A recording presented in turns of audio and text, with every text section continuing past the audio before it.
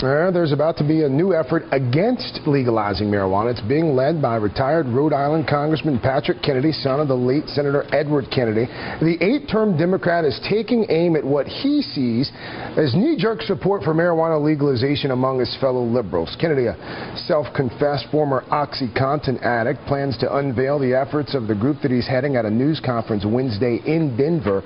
That effort comes after the November election saw voters in Washington state and Colorado become the first in this country to approve measures to tax and regulate pot sales for recreational use. Back with me now, our panel of journalists, Jake Sherman, congressional reporter for Politico, Noam Scheiber, senior editor for the New Republic. Noam, let me start with you.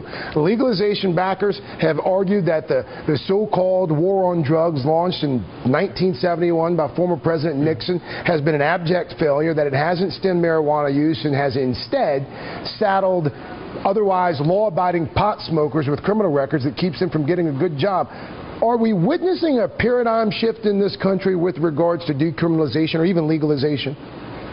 Well, I think we're witnessing a paradigm change. I wouldn't quite, or a change. I wouldn't quite refer to it as a paradigm shift. I think the analogy with gay marriage is actually very instructive. Both of them poll sort of roughly the same. You have slightly more Americans who favor legalization than oppose, slightly more Americans who favor gay marriage than oppose, and the age demographics tell the whole story. 18 to 29, wildly popular, both. Sure. 30 to 44, pretty popular. Then as you get up through the demographics until 65 and up, then it starts to become very unpopular. And so people have theorized in both cases that as the young cohorts age, these things will become progressively more popular. I don't actually think that's right. I think gay marriage will continue to become very much more popular as people interact with gay and lesbian Americans. They're not going to forget that they're just ordinary people just like them as they get older. But I think with pot and with drug legalization generally, I think it's a different trajectory. I think you do, even if you're open to it as a younger person, as you get older, you have kids, they become teenagers. Sure. You tend to become a little more conservative on the issue as you age. So I don't think the paradigm is going to radically shift. I think it's just going to be a kind of baby steps, over the coming decades. Jake, the Department of Justice, of course, still developing a policy with regard to the new state laws passed in Colorado, passed in Washington state, which violate federal law. What do you think the Obama administration will ultimately decide to do about those states that have legalized pot, essentially? The administration has signaled many times that they're not going to prosecute people in states where marijuana is legal, but it's important to note that this is not something that Washington is going to take up anytime soon, especially in Congress.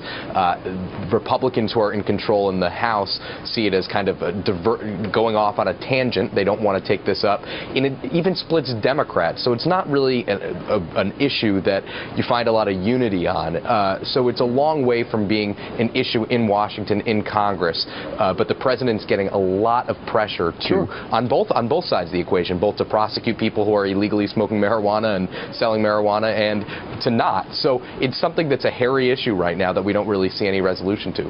I do find it particularly interesting, Noam. Obviously, Patrick Kennedy, we know of his history with drugs. He does want cancer patients and others with serious illnesses to be able to obtain marijuana, but in a more regulated way. He also wants increased funding for mental health courts and treatment of drug dependency as well, so that those who are caught using marijuana might avoid incarceration and get help. Any chance that this becomes an issue that does pick up some bipartisan support?